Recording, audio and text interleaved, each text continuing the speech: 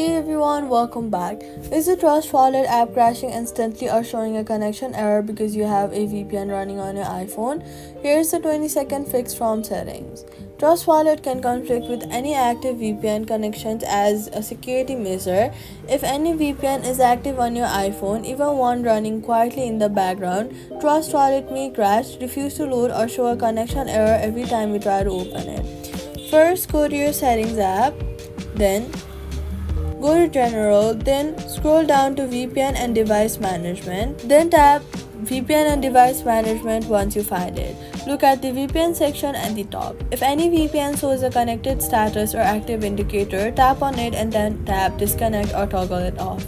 After that, go back to the main settings screen and look for any VPN app you've installed.